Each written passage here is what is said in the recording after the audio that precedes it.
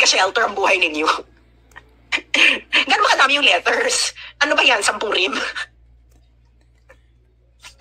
So, yan po ang alamat ng heavy luggage. Okay. Ngayon, again, inuulit ko. Yun ay fact sa kaso na isinampa ng 26 Capital laban sa Tiger. Nadawit doon si Martin Romualdez dahil nga si Martin Romualdez wala pang 100 days as House Speaker. Kumamkam na kagad. Kaya idol ko si Martin. Hindi siya pa virgin pokpok. Talagang pak! First 100 days, pak! Go for the big deal talaga. Go for the heavy luggage talaga si Martin. Wala pang 100 days as House Speaker. Oh. So in 26 Capital, di ba? In 26 Capital actually, nanalo siya dito. May nanalo siya dito. Okay? Kaso, sabi ng judge,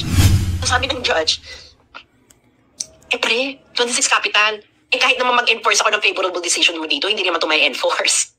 Dahil kailangan mo ng participation ng Philippine courts. Sa Pilipinas pala, ano pala, pwede palang heavy luggage. Heavy luggage lang. Hello, justices of the Supreme Court. Ganon.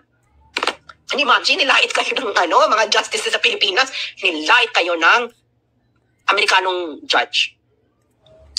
So, kaya ayun ang storya ng heavy luggage. Okay? Kung gusto nyo itong mabasa, okay, nang walang over-dramatization ko, i-download nyo to, click, or puntahan nyo tong link ng website na ito, at pumunta kayo sa page 36 ng decision. Okay? 26 Capital, di ba? Yung 26 Capital actually, nanalo siya dito. May nanalo siya dito. Okay? Kaso, sabi nung judge, 26 Capital, alam mo, ito lang mapapayo ko, okay? Kahit hilingin mo ang korte na ito na i-enforce ang aking decision sa Pilipinas, pre, dead man na. Dead man na raw, sabi ng judge sa 26 Capital. Bakit daw dead man na lang?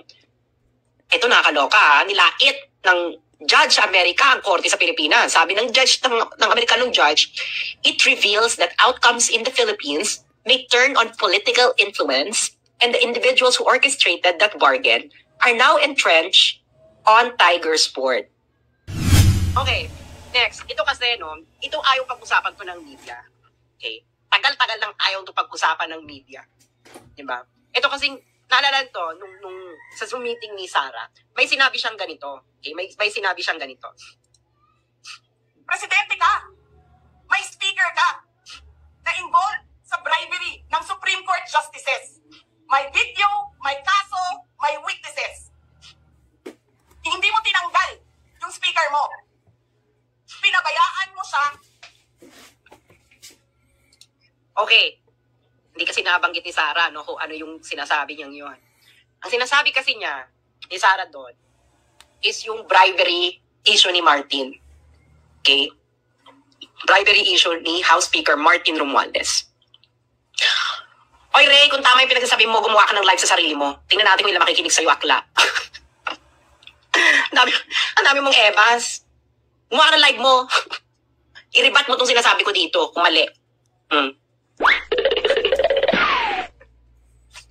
So, yan po ang alamat ng heavy luggage. Okay.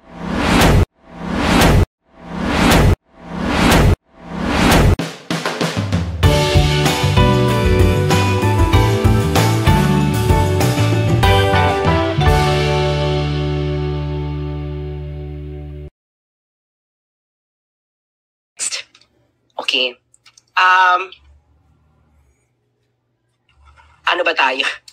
Diyos ko, pinagpapawisan ako sa perang nawawala. Di ba? Pinagpapawisan ako sa mga perang nawawala na ayaw niyong hanapin. Pwede, sabi ko nga, hanapin niyo yung kay Sara. Pero nga, dapat lahat makulong. Ikulong niyo si Sara, okay lang naman. Ikulong niyo rin si Laila. Ikulong niyo rin yung mga pamunuan ng UP. Di ba? Dapat fair. Lahat kulong. Okay, next. Ito kasi, ito ayaw pag-usapan to ng media.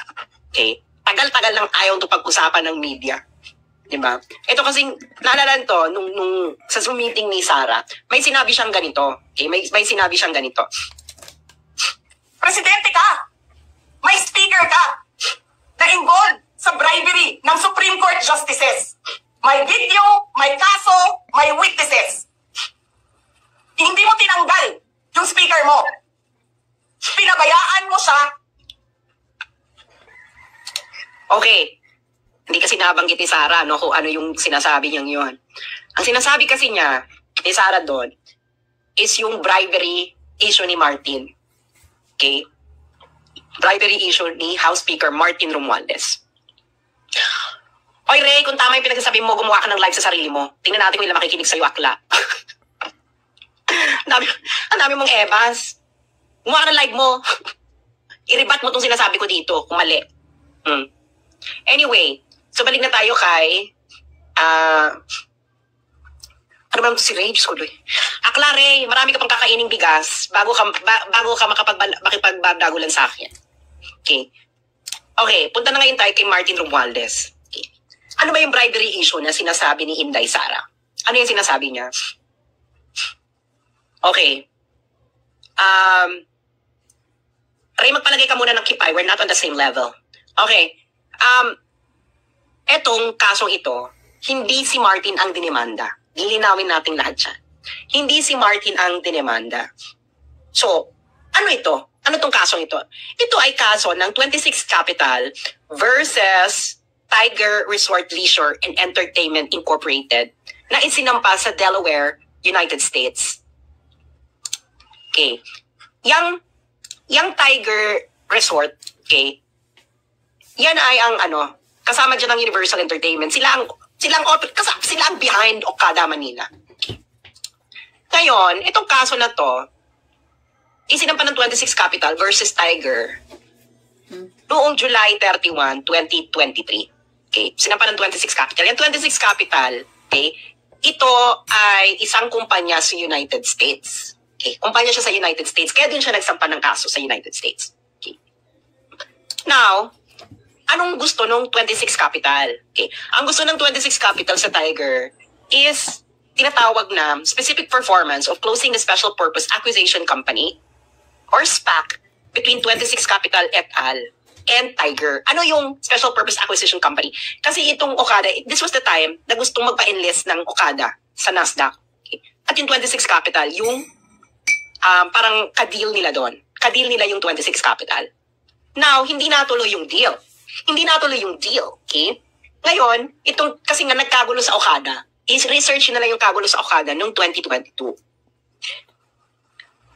Yung 26 Capital, hindi ituloy na natin. Kailangan ituloy ang merger. Okay. Ngayon, ang tanong ng karamihan, ano kinalaman dito ni House Speaker Martin Romualdez? Eto na. Hihimay-hamayin na natin, no? Pakinggan nyo mabuti para kung kayo ay makikipag-debate. Sabi ni Ray, sabi ni Inday, wag sila bakla, pero nung election pro-LGBT siya. Akla, ibig sabihin ng wag bakla, wag duwag. Huwag ka masyadong sensitive. Wala ka pang kipay. Anyway, so itong 26 Capital versus Tiger, yung 26 Capital, inakusahan niya ang Tiger. Okay? Inakusahan niya ang Tiger na sila ay nag-bribery kay Martin Romualdez para impluwensyahan ang Philippine Supreme Court para makuha uli ng Tiger ang kontrol ng Okada. Kasi nag-aaway ang mga Hapon. May away ang dalawang grupo ng Hapon sa Okada. Okay? Si Okada 1, si Okada 2. Ngayon, yung Supreme Court, parang sa habang-haba ng away nila, napunta kay Okada 1, yung original. Ngayon, si Okada 2, gusto niyang mabawi. Okay? Mabawi. Ay, hindi. Kailangan bawiin. Yan. So, yung Supreme Court kasi, nag-ano siya ng decision na status quo ante. Ibig sabihin, yung ownership ni Okada 1, yung kanyang role ay ibabalik. So, ngayon, dahil sa decision dito ng Supreme Court na noon, magkakaroon ng effect ito sa 26 Capital, sa deal ng 26 Capital at Tiger. Ngayon, ang sabi ng 26 Capital, itong Tiger ay naggumawa ng isang tinatawag na breach of ordinary course covenant. Ibig sabihin, ito ay isang practice na hindi naayon sa normal business chorvanes. Ganun talaga sinabi, chorvanes. Anyway, so ngayon, yung bribery yung breach of ordinary course covenant. Ngayon, nung sinampa na ito ng 21 Capital, yung Japan Times, nireport na nila ito. Sabi nila, Japanese firm accused of improper influence over Manila Casino. At nireport nga nila dito na si Martin Romualdez yung involved. Siyempre, yung media, tahimik, yung media blackout, Diba? News media blackout. Tapos, nung tinanong si Martin Romualdez, dininay niya, fake news daw ito. Can you imagine, sabi ni Martin Romualdez, fake news ang Japan Times. Okay. So, ano nga ba ang nangyari? Dito tayo mga friendship. Ito na ngayon. Di ba isinampa ng August 25, 2023? Okay? Yung Delaware, okay, nagdesisyon sila noong September 7, 2023. At ang nag-decide ng kaso ay si James Travis Laster, ang Vice Chancellor of the Delaware Court of Chancery. Mada-download ninyo ang desisyon niya by going to this QR code. Picturean nyo na yan. Ngayon kung hindi gumagana yung QR code for some reason, picturean nyo na lang yung website link dyan. At yan ang kopya ng kaso na mada-download nyo mismo mula sa korte ng Delaware. At ang Delaware po ay nasa bansang Amerika. Yung mga hindi po nakakaalam ng geography ng United States. Okay, next. Okay, himay-himayin natin ang desisyon. Okay, ang desisyon ni Vice Chancellor James Travis Laster. Okay. Ano ba ito? Now, sabi niya, ang trial daw ay nag-last ng 5 araw. May 13 fact witnesses, 4 expert witnesses, at 2,281 exhibits kasama na ang deposition transcript mula sa 29 na individuals. Okay. Again, ito ang factual background na diniterminan ni James Travis Laster, Vice Chancellor of the Delaware Court of Chancery. Yung QR code na yan yung link doon sa kaso na mada-download nyo sa website ng korte. Okay. Now, ang pinuntahan niya yung kopya na yan, go to page 36. Okay. Hihimay-himayin na natin ito. Okay. Sino ba ito?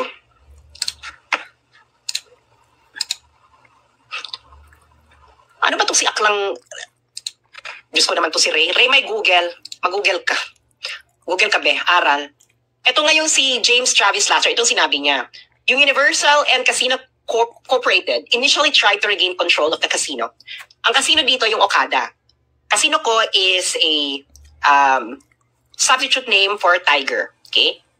Gusto daw ng Tiger na ma-regain uli ang control ng Okada, katulad ng sinabi ko sa inyo, using the judicial process. Okay. Ngayon, yung Tiger, nag-file na sila ng emergency motion for reconsideration sa Philippine Supreme Court. Okay? So, final nila yan. Pero noong June 9, 2022, pero ang Supreme Court, deadma. Okay, deadma ang Supreme Court. Okay. So ngayon, noong June 3, 2022, itong si Michelle Lazaro suggested an alternative to the judicial process. Tandaan niyo yung pangalan na Michelle Lazaro. Sabi ni Michelle Lazaro, sa madaling salita, nagsuggest siya sa Okada, sa Tiger, na, mga Mars, may naisip akong ibang paraan. Hindi judicial process. Okay? Kasi itong si Lazaro noon, siya ang director ng Tiger. Okay? Tiger yun yung gustong makakuha uli ng kontrol ng Okada kay Okada 1. Si Okada 1 yung matandang Okada. Si Lazaro, si Michelle Lazaro, corporate secretary siya ng Tiger. At ang isa pang director ng Tiger, si James Lorenzana, ay umiikot daw, moving in elite circle ng Pilipinas. Okay? Ngayon, okay? Itong si Michelle Lazaro, sabi ng judge yung nagsabi nito after assessing evidence, si Michelle Lazaro ay nag-email sa isang nagngangalang Asano, Haponito, at Takeuchi. Okay. At isa pang Universal Director. Universal Director, ito yung parent company ng Okada. Ang sabi ni Lazaro, Michelle Lazaro, siya raw, si Michelle, at si James Lorenzana ay may relasyon, okay, sa isang common friend at isang key person sa Pilipinas na tumulong na dati sa Universal noong nakaraang mga taon. At siya raw ang pinakamagandang option para sa Universal para ma-regain uli nila ang kontrol ng Okada. At ang key person daw na ito, okay, itong common friend ni Michelle Lazaro at ni Michelle Lazaro at James Lorenzana ay hindi mai-involve kung hindi pagbibigyan ang mga kagustuhan ni Michelle Lazaro. Okay. Ngayon, sino ba tong common friend? Ang common friend na sinasabi ni Michelle Lazaro ay si Martin Romualdez. Okay. Si Martin Romualdez, sabi pa na, yan judge nagsabi niya na Martin, hindi ako.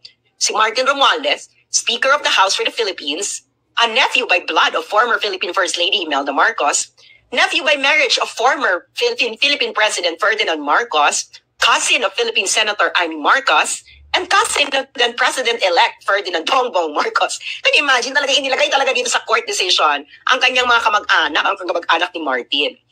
Okay. Para daw ma-confirm ni Michelle Lazaro ang kanyang koneksyon kay Martin Romualdez, si Michelle Lazaro daw ay nag-text kay Takeuchi ng 2 litrato niya na kasama si Romualdez. At sinabi pa ni Michelle Lazaro, ang kasama nila doon ni Romualdez ay ang chair ng Philippine Gaming Commission o ng PAGCOR to, di ba? PAGCOR. Okay. Ngayon, nagtataka kayo, paano naman meron ba talagang meron ba itong magkakilala ba talaga to si Michelle Lazaro, si James Lorenzana, at si Martin Romualdez? The answer is a big yes with a capital Y-E-S. Si Michelle Lazaro ay ang anak ng yumaong si Lolong Lazaro na close friend ni Martin Romualdez. Okay. Si Michelle Lazaro ay close din ito kay First Lady Liza Marcos. Si James Lorenzana ay brad ni Martin Romualdez sa Upsilon Sigma Phi. Tama ba pronunciation ko? Siya ay fraternity brad.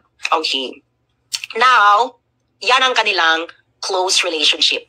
Kaya talaga magkakilala sila. Okay. Ngayon, itong si Michelle Lazaro, nag-email ng term sheet sa mga Hapon. Okay.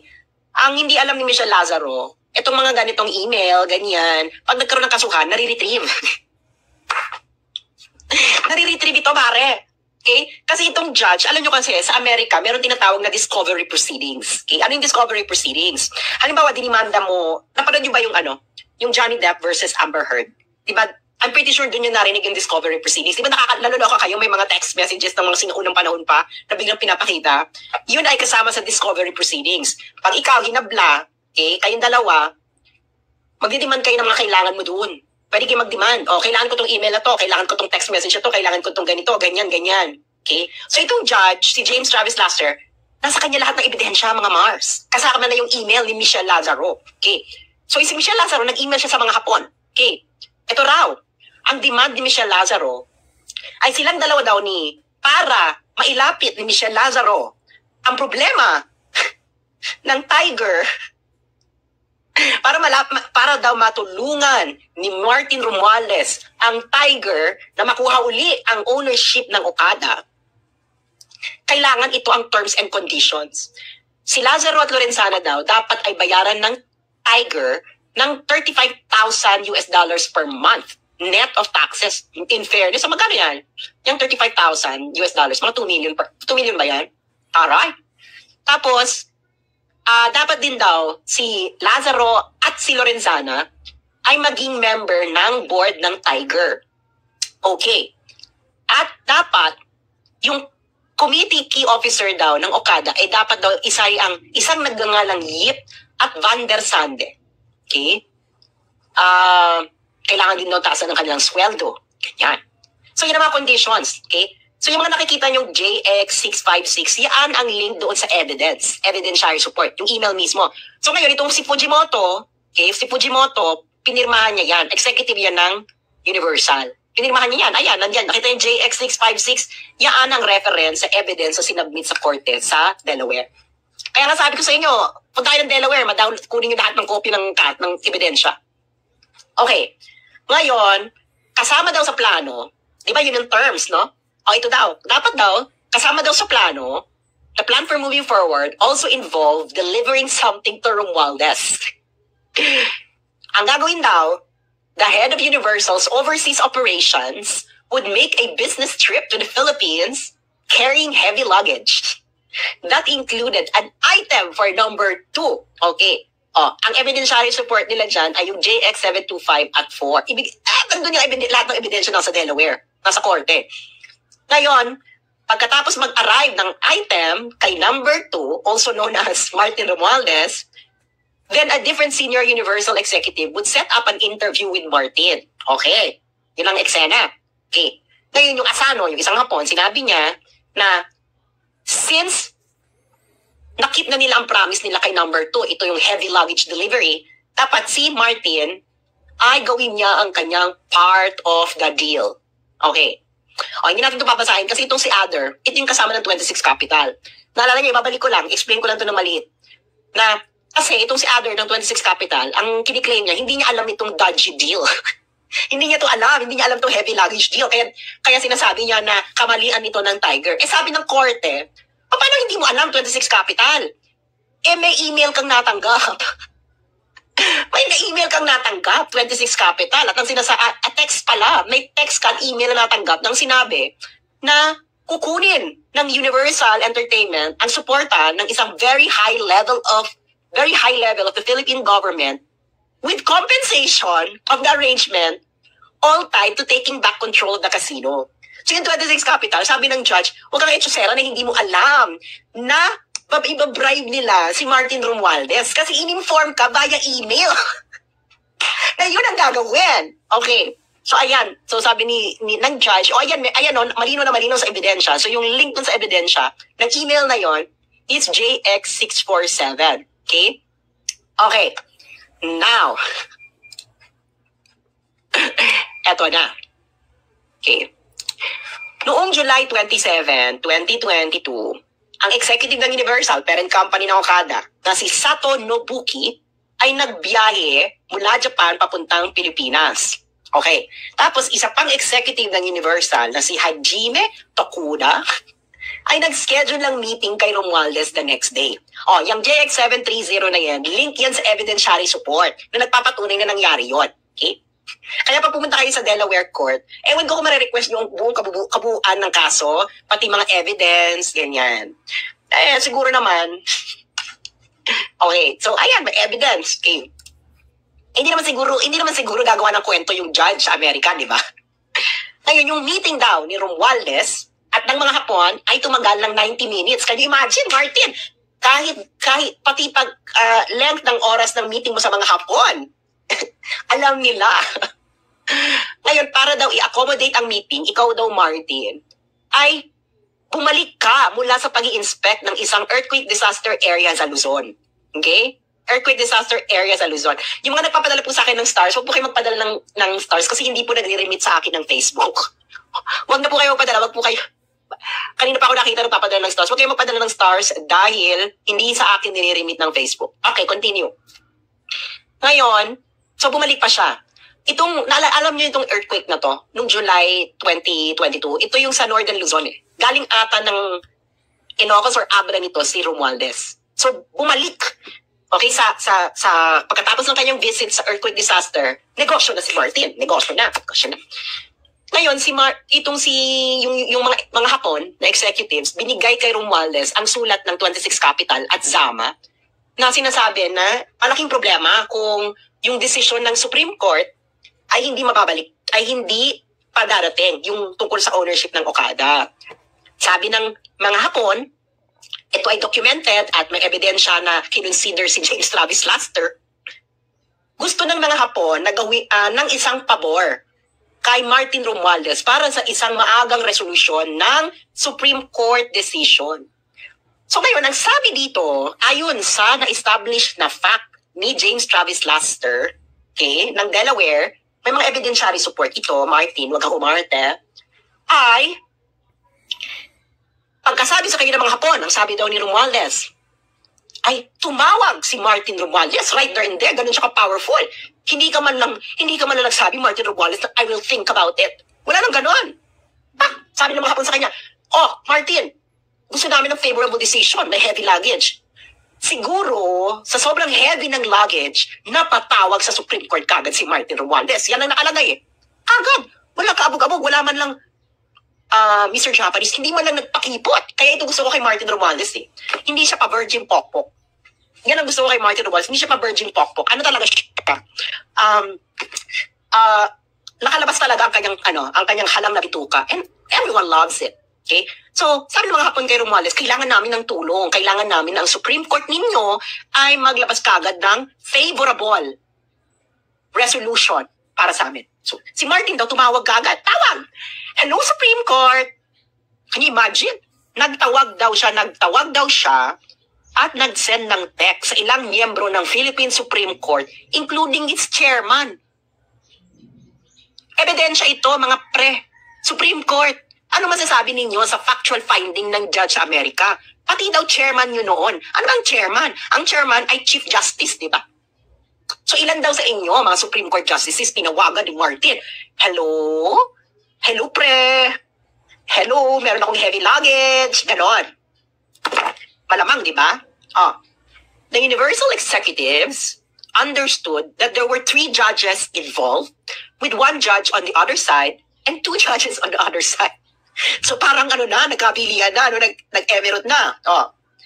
The Universal Executives reported to their colleagues that the pressure by number 2 must be working. Ano ba yung pressure na ginawa sa inyo, Supreme Court? Dapat magsalita kayo dito kasi sabi mismo ito ng judge sa korte sa Amerika. Pinressure kayo daw ni Martin at tinawagan habang may heavy luggage na palitan. Okay. Yung QR code pa na yan ang desisyon. This goes straight to the court decision na madadownload sa website ng Delaware Court of Chancery. At kung hindi po gumagana yung QR code, ito po yung exactong link. So, picturean nyo na lang yan. Ngayon, feeling nila mag-work yung ginawa ni Romualdez intervention kasi nga naman napaka-heavy ng luggage, no? So ngayon yung 26 Capital at yung Tiger, nag-go ahead na, let's do it. Let's close the deal na kasi natulungan na tayo ni Martin Romualdez na pag-pressure ng Supreme Court ng Pilipinas. Di ba? Ngayon, sabi ni Judge James Travis Laster, no one addressed the legality of this type of arrangement in the Philippines. Sarcastic din si Judge Laster, no? Sabi niya, no one addressed the legality of this type of arrangement in the Philippines.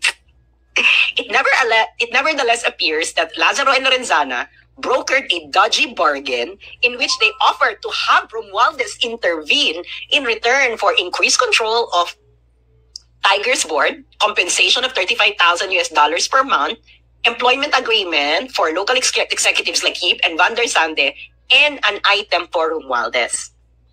So, ayun na nga, no? Ayun nga lang, hindi lang talaga sure si James Travis Laster kung legal ba ito sa Pilipinas. Baka nga legal, no? Baka nga legal na i-bribe ang...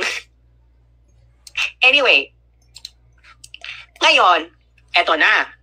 Siyempre, gusto nilang pagtagpan ng Universal ang involvement ni Martin Romualdez. Kaya kung naalala ninyo, nung pumutok ito nung August 2023, yung Okada nag-release ng statement, wala pong kinalaman si Martin Romualdez, wala ganyan. Di ba? Ganon, nag-release sila, hanapin nyo yung statement nila. Gusto nilang hugasan ng kamay ni Martin Romualdez.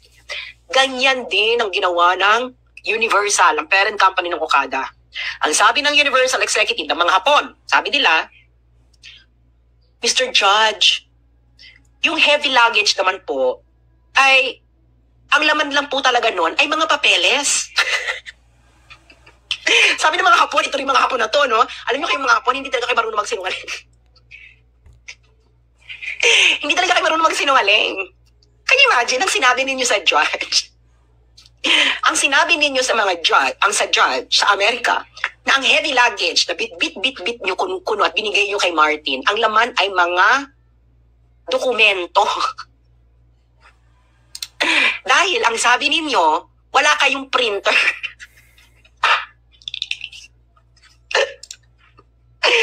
Mga baka... Wala kayong printer. So kaya ang sinabi ninyo... Kayo talaga mga Hapon, hindi kayo marunong magsinungaling. No? Napaka-honest ng tao, kahit yung kaya hindi kayo marunong magsinungaling. Sabi nyo sa judge sa Amerika, na ang dala-dala ninyong heavy luggage, ang laman ay dokumento dahil wala kayong printer.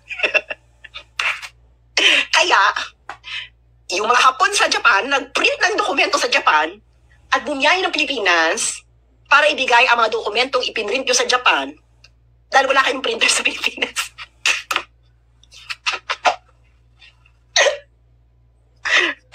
Ay, intindihan niya na. Honest talaga kayo, mga Hapon kayo. Hindi kayo marunong magsinungaling. Naloka ngayon yung judge. sabi ni James Travis Laster, hindi credible yan.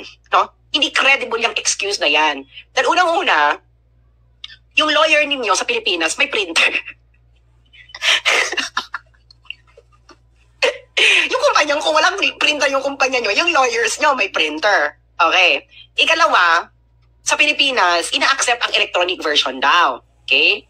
Ikatlo daw, bakit kailangan nyo pa nang i-print ang dokumento? I-final nyo na nga yung mga dokumento. Bago ninyo ma-meet si Martin Romualdez, na-final nyo na yung dokumento. So, i-print yun, ipapakita. Tapos, ika-apat daw, sabi ng judge, sinong pinagluloko nyo? Pinapanahura ko na lang, no? Kasi syempre mas diplomatic yung judge. Kasi sabi na ng judge, ganito ka-diplomatic kasi yung judge. Sabi ng judge, a senior universal executive would not be tasked with carrying documents when a courier would do. So kung panahura version ito, oy, Mr. Japanese, huwag nyo nga akong etchose. Talaga, pag di-deliver nyo ng dokumento, yung executive, may courier. Standard practice na yung pinakamataas na tao, pupunta ng magbiyahe ng Japan, papunta ng Pilipinas para lang magdala ng dokumento. May courier, tama nga naman. May FedEx, magkano na naman ang FedEx? Ano yung ika-apat? Okay, sabi pa ng judge, hindi talaga kapanipaniwala yung etchos ninyong mga Hapon kayo. Kasi, sa email ninyo, sa internal emails ninyo, parating yung ginagamit item. Kung documents yan, bakit kailangan item? Pag documents ang dadalhin nyo, sinasabi nyo documents. Pero pag nating dun sa heavy luggage, item.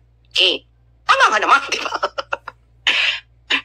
Paano ngayon ito nalaman ni James Travis Laster? Itong email, discovery proceedings. Okay, may ganyan sa Amerika. So, isasabihin mo talaga lahat yan. Okay. Ngayon, ika-i-anim, sabi pa ng judge, puro kayo code sa inyong internal emails.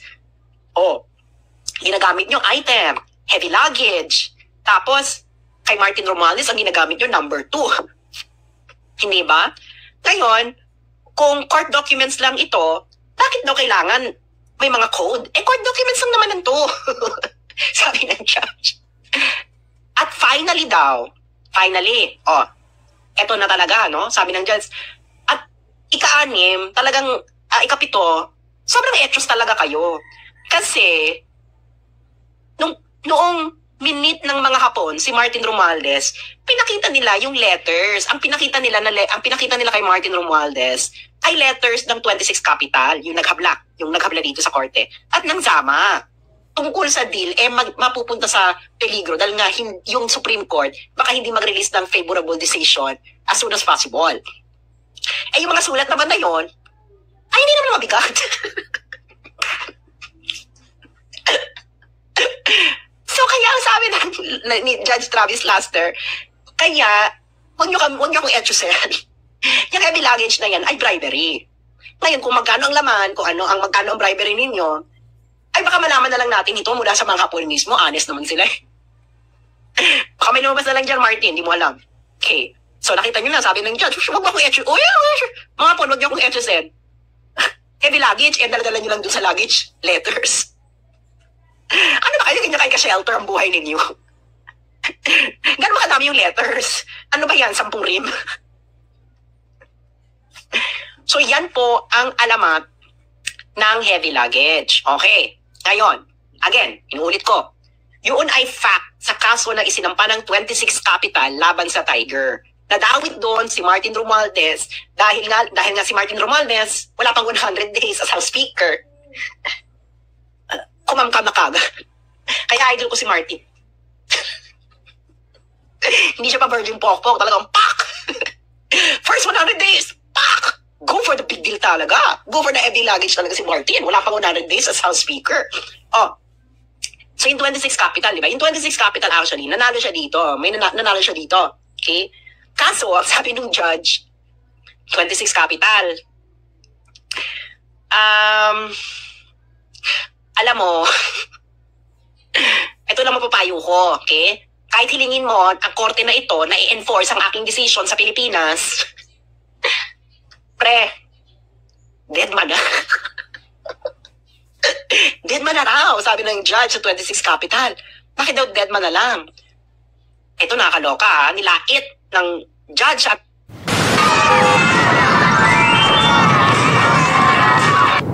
sabi ng judge, pre, 26 capital.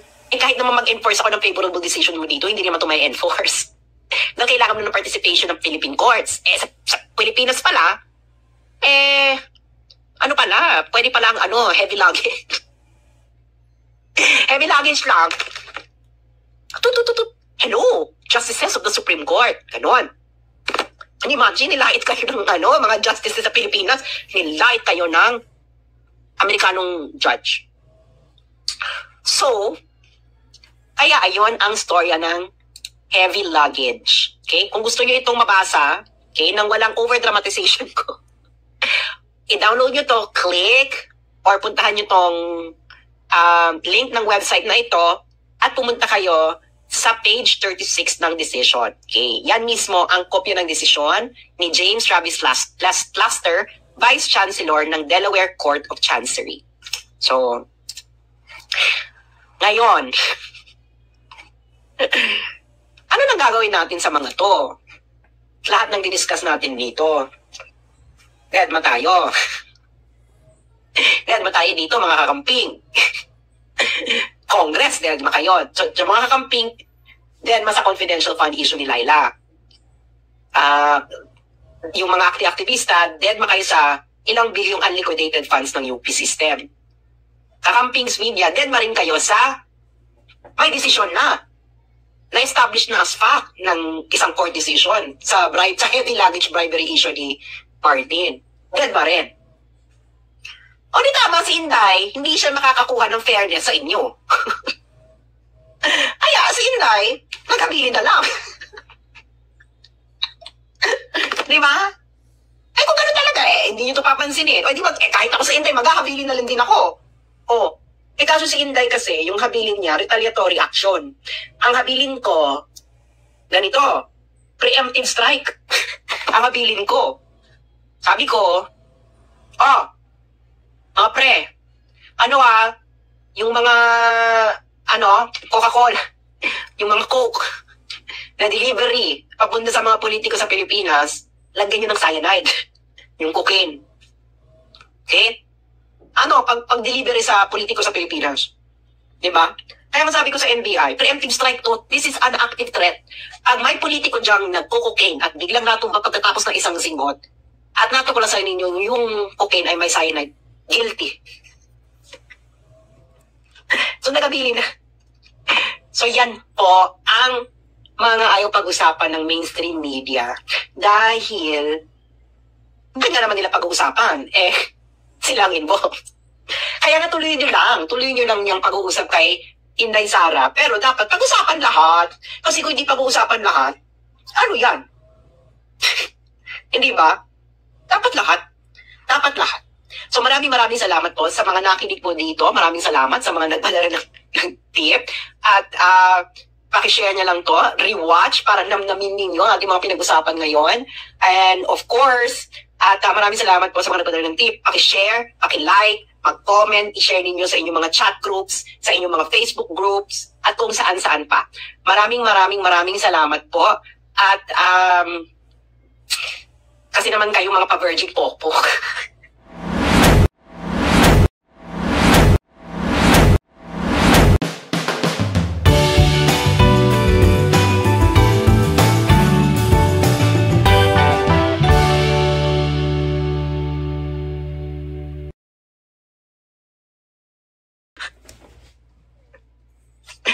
So yan po ang alamat ng heavy luggage.